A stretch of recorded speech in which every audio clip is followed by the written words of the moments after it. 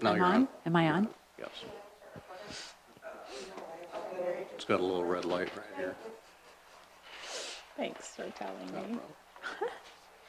Education. All right.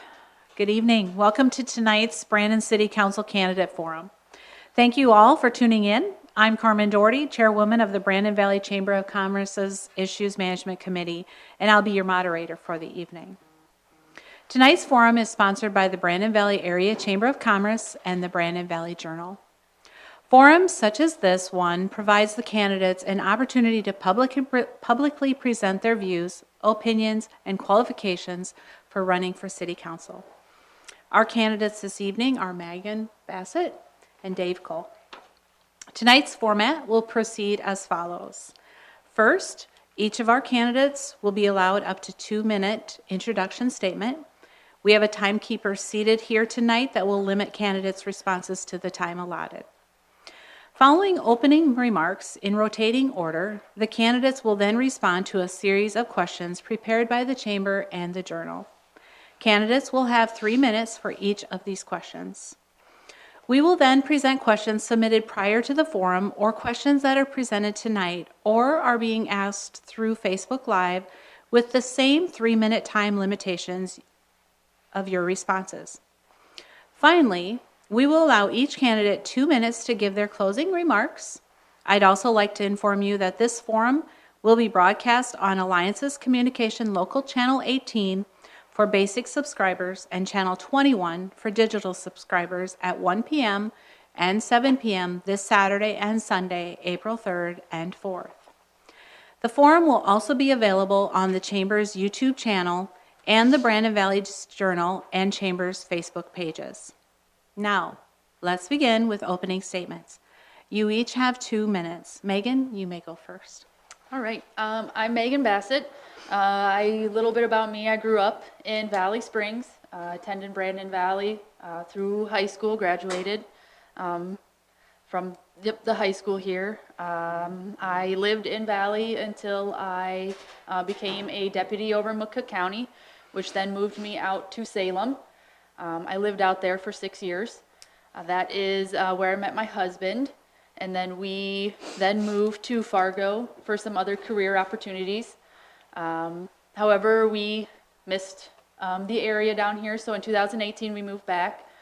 We bought a house here in Brandon. We currently live 8th Avenue out in the core here in town. Like I said, married to my husband, Casey. We have 2 kids, almost 3-year-old Genevieve and a 10-month-old boy, Henry. So we're happy to be back in Brandon and to call this town our home. Okay, Dave. All right. Well, I am Dave Kull, and I had the good fortune of, with my wife, moving out here about 13 years ago in 2008. My wife is sitting back here, and I have to introduce her, so I think everybody might know her. Right there. We have 2 kids, 2 boys, and have been blessed with a couple of grandkids that visit us on a weekly basis. They all live over in Sioux Falls. I graduated from Washington High. I grew up, most of my formidable years were spent in Sioux Falls. Graduated in 1974, and after a couple of jobs, was lucky enough to get hired by the Sioux Falls Police Department back in 1978 at a time that I don't want to say that I'm old, but we carried 6-shooters back there, and time has progressed and things have changed. I did that job for 30 years. I worked my way up through the ranks. I got some promotions, and after 30 years I graduated. I retired as a captain, and after a long cold weekend I started out here as the police chief, and worked there for 11 years, and it was I would have to say that it was a fulfilling career, and the opportunity to come and work in Brandon, live in Brandon, very pleasurable.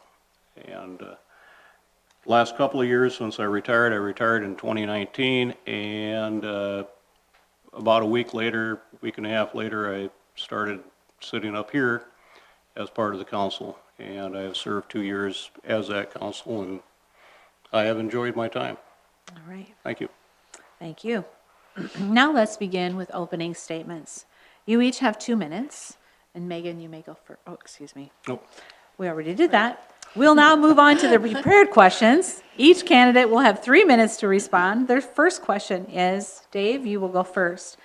What motivates you to want to become a city council member? What particular skills or experiences qualify you to serve as a city council member?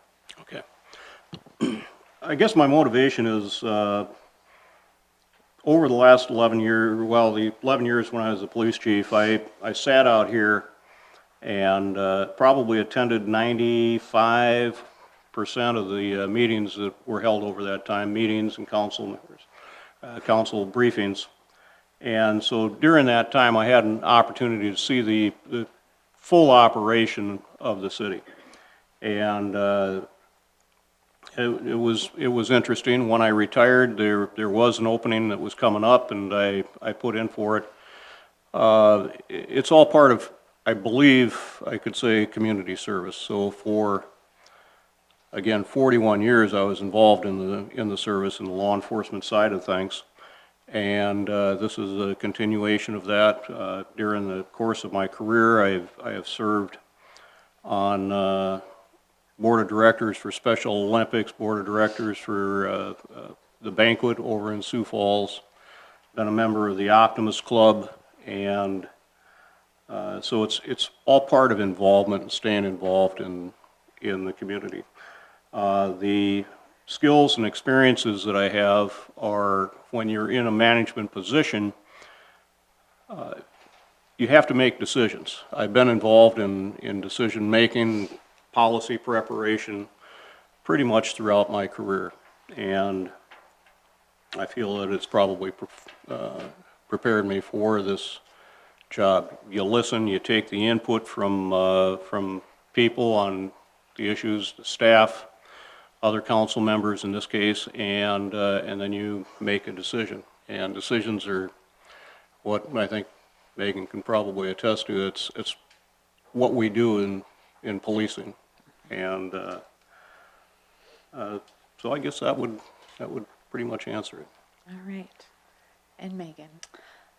Yeah, what motivates me is that public service part of it. I grew up with my mom's city council in Valley Springs. My sister was city council in Valley Springs, ran for mayor, didn't win over there, but my sister is still kind of in a public service role. She is city engineer here in town.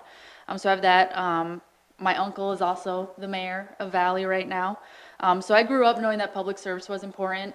Was one of the things that led me into law enforcement, was the public service part, and being out there, actively listening to the community, like Dave said, taking in what they have to say and then making those hard decisions. Not everybody's going to get, what they want. So you need somebody that's ready to make those decisions that's for the greater good of the community. And I want to help Brandon with that, with the growing future that we have. We want to make sure we're keeping those good schools, our safe community, all these nice parks that we've really worked hard for over the last several years.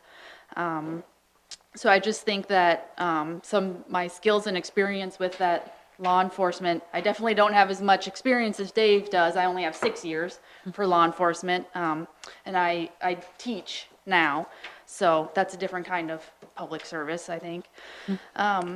But I mean, weighing those opinions and listening to the public, and then not being afraid to ask the important questions and speak up for what is right and speak up for citizens of the town, and really work together with the council and the people of Brandon to really do what's best for our community as a whole.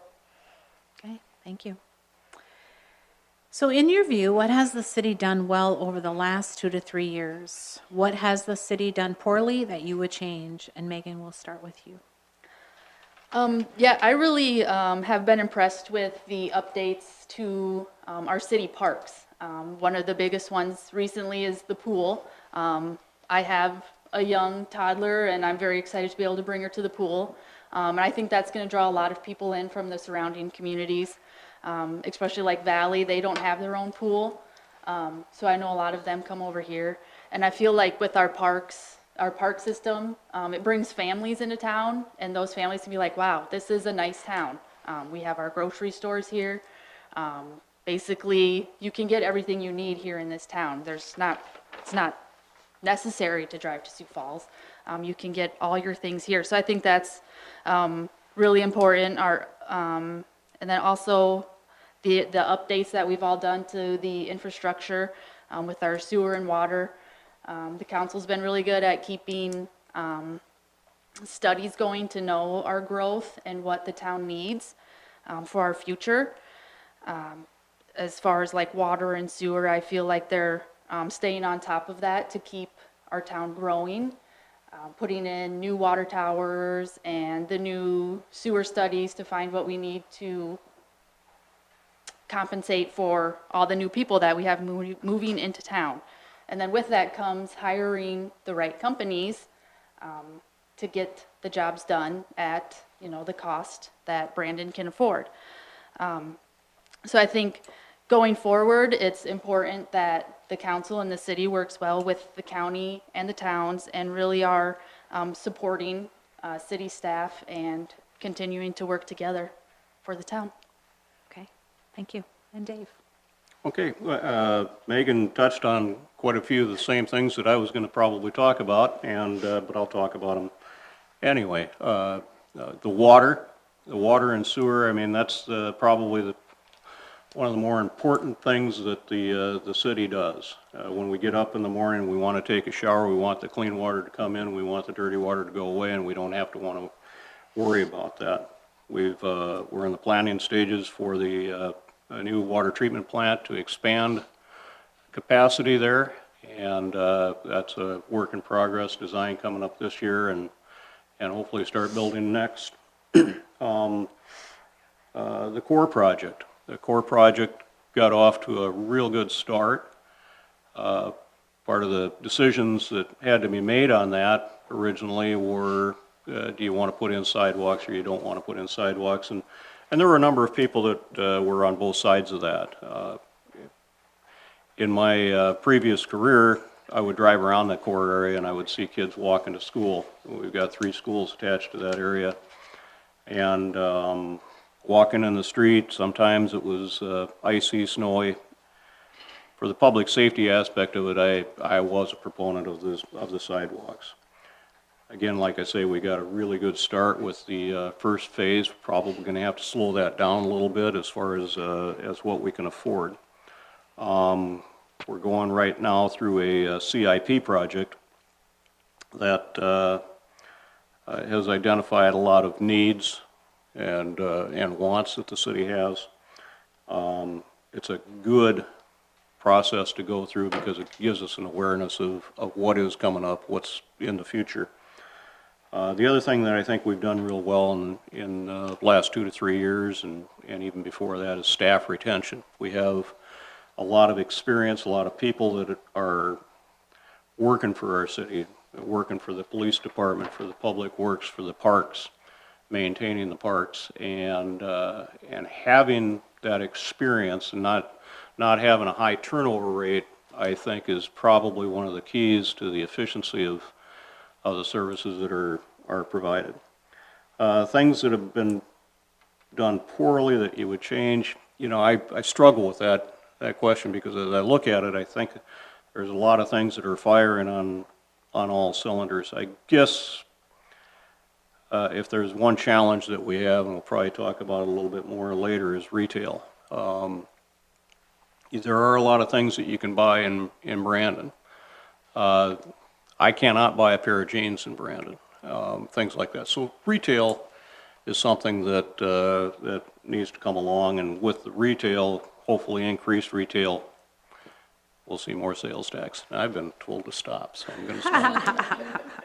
See, we knew it happened already, Dave. Well, yeah. All right. So what are 2 to 3 needs that must be priorities for our city in your opinion?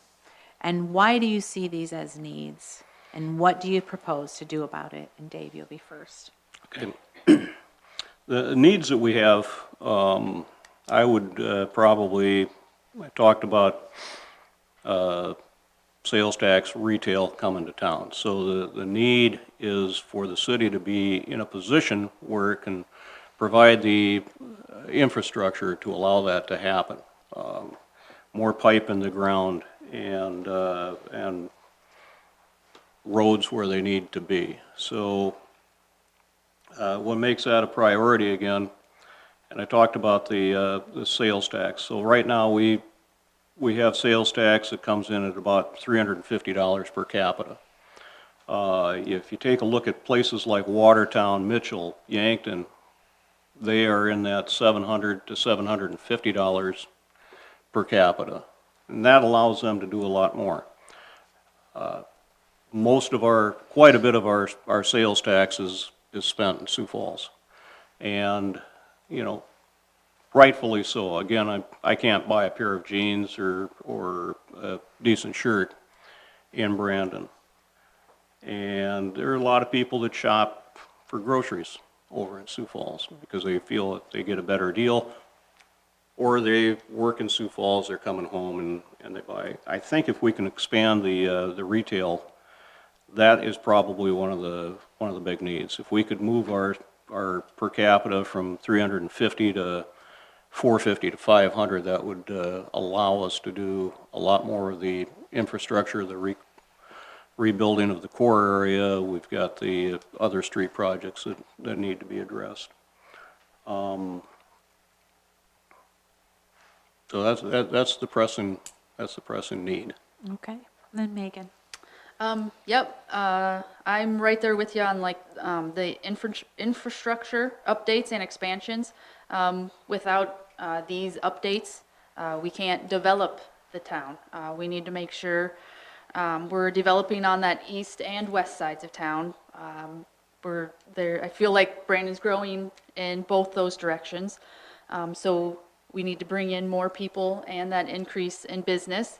The council has done great things with this so far with the new water towers and making plans, doing studies over on that east side about kind of where the new school will be going over there in the future years. So making sure the city's staying ahead on those things. And then I think it's also worth mentioning about looking at the city hall and the public works building. I know it's probably not high on a lot of people's lists, but I've been in that building, and I know Dave is also in there, and they're getting cramped in there. Employees need their space to work, and I know with the law enforcement side, you need places for evidence and investigations and those things, and I know they're struggling there. So I wanted to kind of throw that in there as a higher priority, making sure we're taking care of the city staff and being supportive of them as well. And then also continuing to update the parks. I think the Aspen Park update that is going to be happening here, that's going to bring a lot more families into town. I know my family has visited that park many times. We've walked down there. Great park. I think that brings a lot of people into town, and so I'm really excited to see that our continuing updates with those little things that can bring the people into town. Okay, thank you. And now we will entertain questions that we've gotten from the public. Megan, you will be first. Are you satisfied with the current plan to address Brandon's infrastructure and water needs? And please explain. Yeah, I think we're all headed on the right track. I'll kind of start with the water needs first. Like I said, my sister is a city engineer, so she likes to talk about these things. I hear about them all the time. So one thing she's super proud of is the new water tower that's going up over on the east side. 1.25 million gallons that can store. That'll be huge for the town, especially on that growing east side over there. And they also added well number 8, which kind of backs up that well number 6 in case something ever happens. Then we have that one added more water to us. And then I feel like they've done the sustainability study and different models to show what the town will need in the future. So I feel like they've really done well on that. And talking about the water treatment plant updates, right now, Tammy said that it can treat 2,000 gallons per minute, and they're expanding it to 4,000. Did I say 200 or 2,000? So 2,000. Okay, all right. Yeah. Yeah, so 2,000, they're upping that to 4,000. Then I thought it was a really good decision for the council that they designed it to put a reverse osmosis system in there.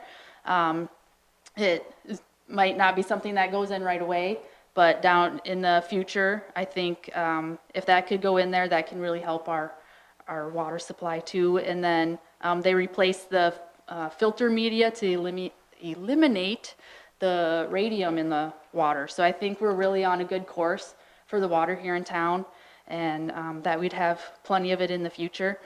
And then as far as like the sewer, again, for our infrastructure, they're doing the new ones as we go through the core. And then they had the new one down here by Maine and the Dogwood area. And they're still making plans in the future for the east side for the growth. And in 2025, when it's possible that they would need new sewer to pipe through to Sioux Falls. So I really think that the current plan for our infrastructure is really well, and the council's doing a great job of staying on top of all those things. Okay, thanks, Megan. And Dave. Once again, I have to say that the infrastructure that we've been getting addressed, I think we are holding our own. And again, like she said, the water tower, the expansion of the treatment plant, having the bid alternative of reverse osmosis, all bodes well for the city going into the future. During the CIP discussions that we've been having in formulating a 5-year plan and looking out 20, 25 years, we've got a lot on our plate. We've got a big task ahead of us, because the infrastructure is something that's going to continue to present itself as a need, and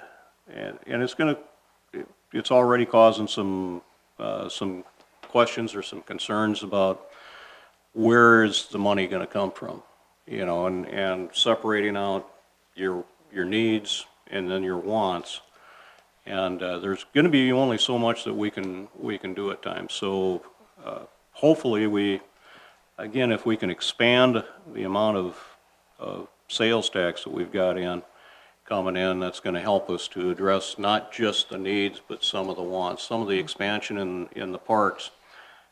And I've heard some things, and I want to assure everybody, the parks that we have, we're going to be maintaining them. You know, the park department does not go away.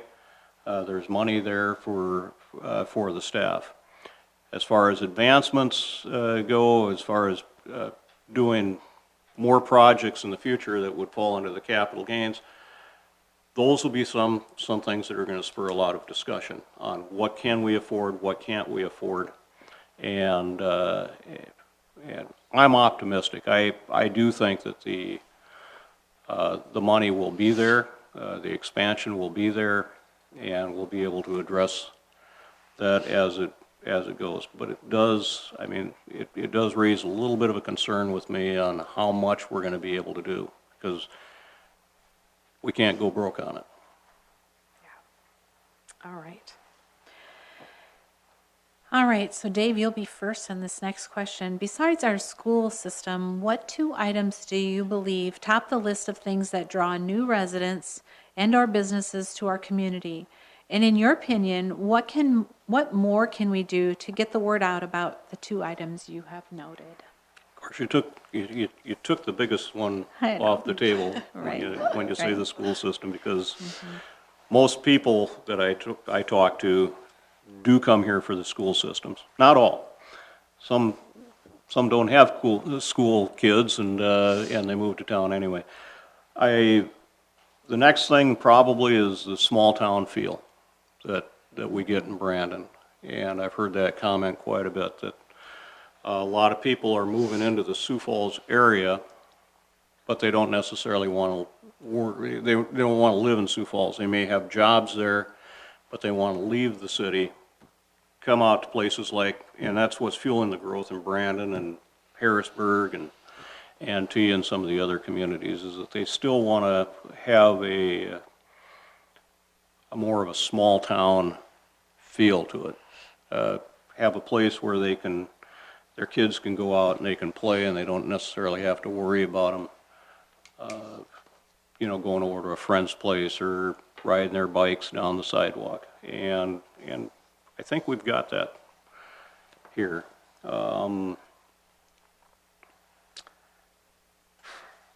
Other things, the parks probably play a part in it.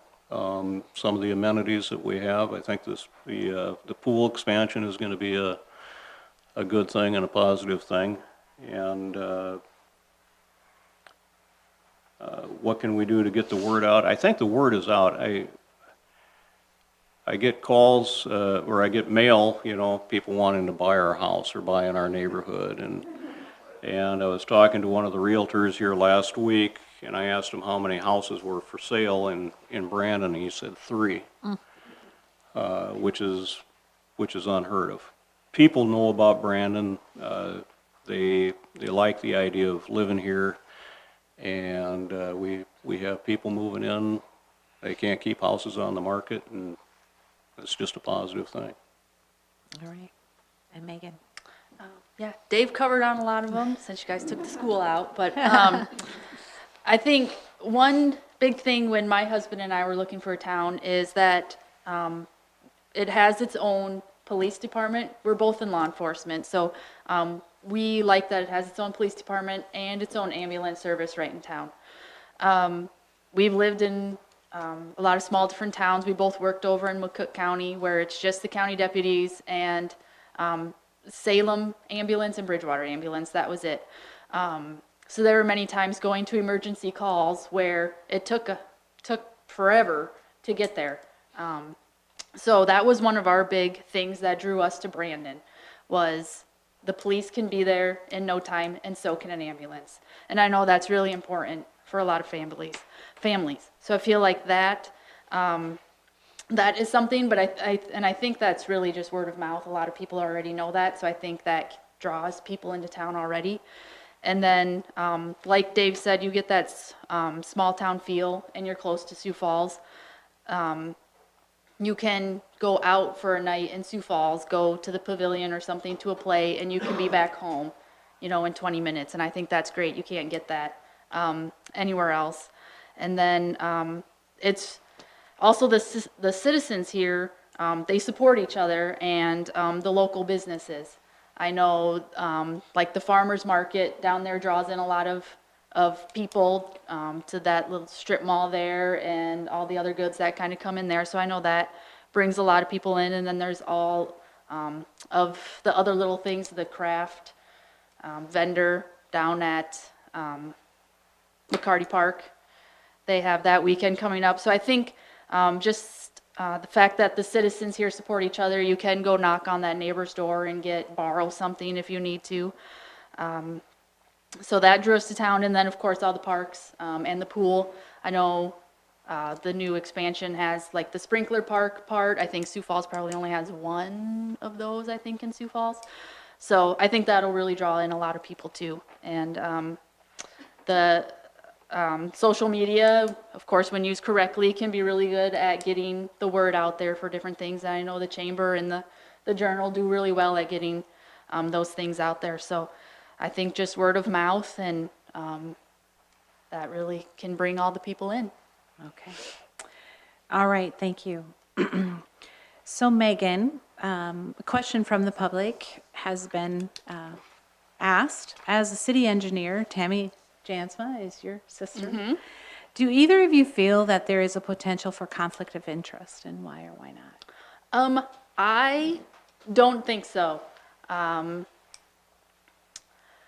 yes, she's my sister, but anybody who has a brother or sister knows that you don't always agree on everything. So, and that I'm not afraid to ask her the questions and be like, what are you thinking? So I really don't think there'd be a conflict of interest. I would be one vote on a whole council. So I don't feel that there would be any type of conflict there. Okay, okay. So, That what do was you just think for her, about or- that, Dave? I was like, well, that's kind of a weird question to ask you, but It's, Dave, what are well- your thoughts on that? Well, absolutely, no. If, we're set up on a council so that if there were something that specifically addressed her sister, she can recuse herself from voting. So am I concerned about that? No, I'm not. Okay, okay, good. Thanks for that input. All right, and Dave, what is your position on police wages and facilities? And you would be first. Okay, so as part of the CIP project, we've talked about facilities, not just for the police, but for the police, the city hall, public works. And so it kind of comes down to needs. I worked in that office for 11 years. And is it an ideal building? Absolutely not. Can they function within it? I think they can. We just put in, city put in some new office furniture. It was cleaned up, new flooring, and on a tour that we did of the various facilities around town, including City Hall, including the police department, I came away with the belief that of all of our facilities, you know, park department is actually, as far as buildings and things like that go, they're set up pretty good.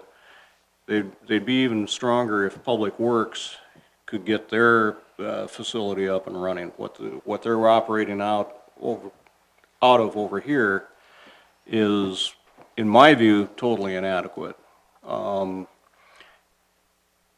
City Hall and police, I like the idea that they are together and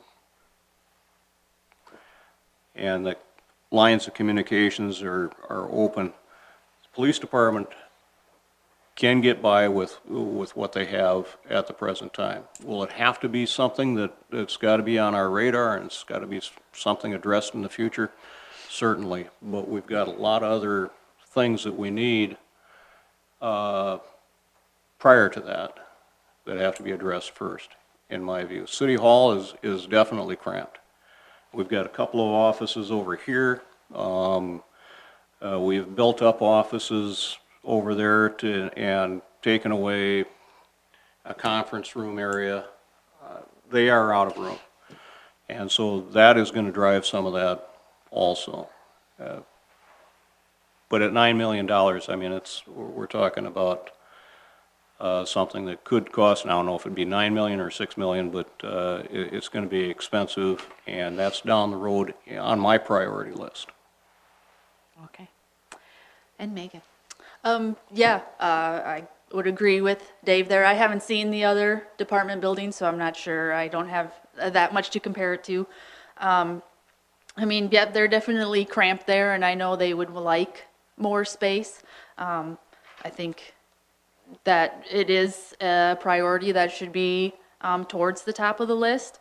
Definitely not above like any a need for the town, but I feel that it should still be up on the list to get them kind of what they need so that they can be successful in the future. Okay, thank you. And Megan, what are your thoughts on the core area, future plans regarding cost of sidewalks versus just repairing road and infrastructure and narrowing of roads at 7th and Cedar, which has many cars parked on side of the road and makes it traveling difficult? Yes, I live on South 8th, so I'm right there in the core.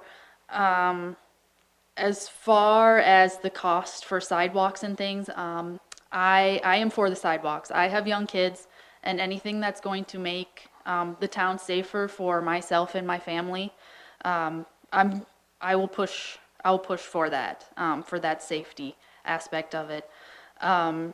As far as the narrowing of the roads, yeah, it's not what anybody wants because it's already a pain to have to weave through all that traffic. But there again, small town, I live in the core. There are not many times that I actually meet an oncoming vehicle where I would have to wait to pass. So I guess for me, my opinion, I think it's definitely worth the sidewalks if we can save a life of a student. I know we've had kids that have been hit in crosswalks. Luckily, no major injuries for those kids, but I feel like our safety is high priority for myself and anybody walking down the street. I think it's important also that we go forward with these upgrades. I walk with my family on the street down Cedar. It's terrible. I almost have to walk in the middle of the street to get my stroller through there. But I know the city and council are doing what they can, and money doesn't grow on trees, unfortunately. So I think we do have to take our time going through the core and make sure that it's something that we can, or that the city can afford as we go through. But I think it's a necessary evil, as they would say. All right, and Dave? Yeah, once again, I was one of the people that supported the sidewalks, advocated for the sidewalks in there. The engineers came back as far as the width of the street and aptly pointed out that if you have cars parked on both sides of the street right now, it's difficult for both cars to pass. So that the traffic flow doesn't really change that much. You know, for a lot of people, we might have a couple out here that disagree with the sidewalks, but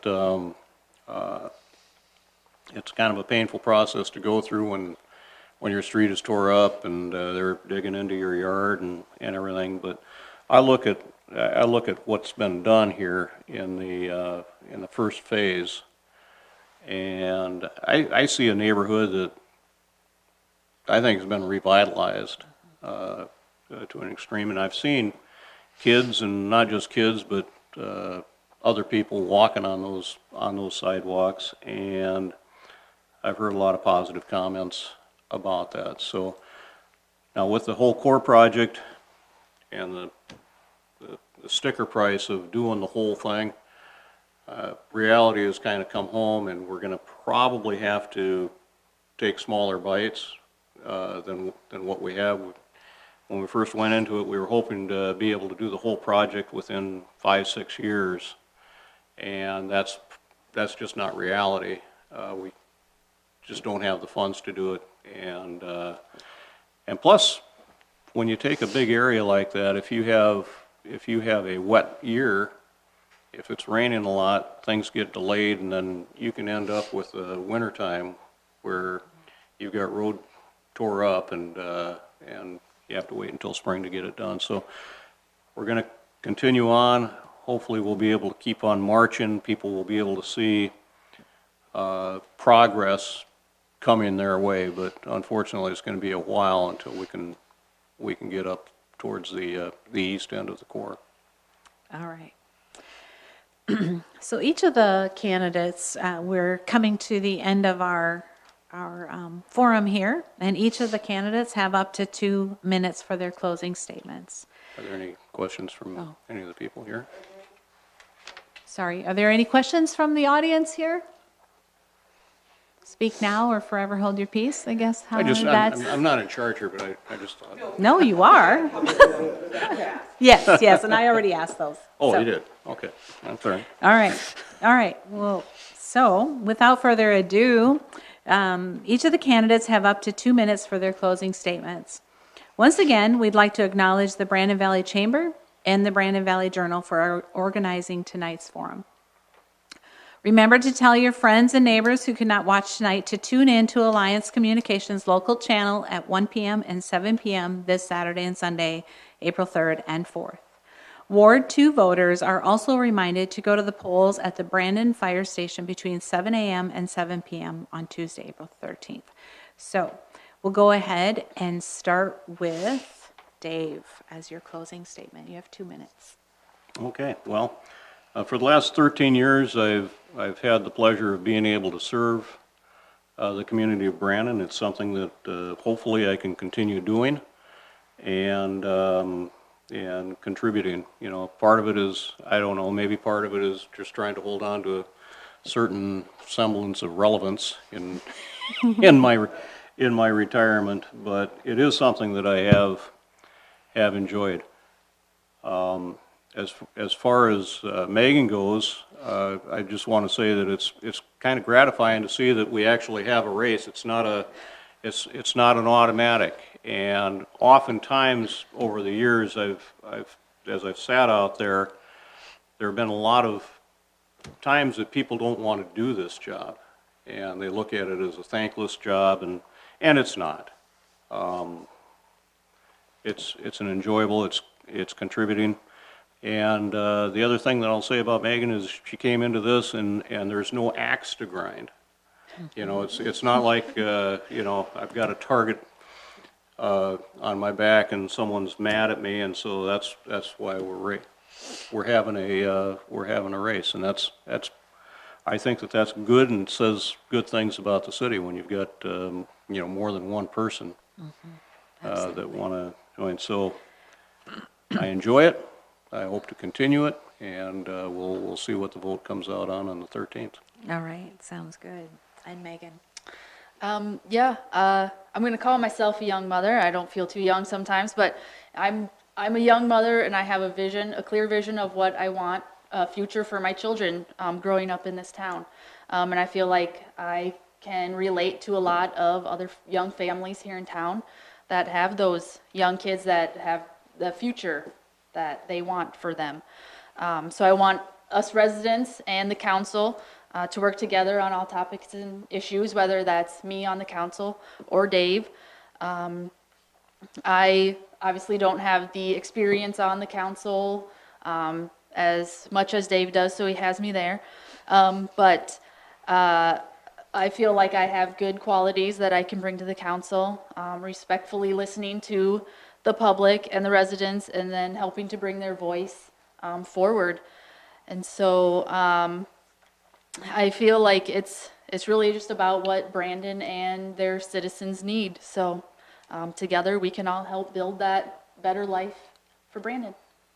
All right. Thank you, Dave Kull and Megan Bassett. Good luck to each of the candidates, and thanks to all who attended or tuned in to tonight's forum. Good night. Thank you.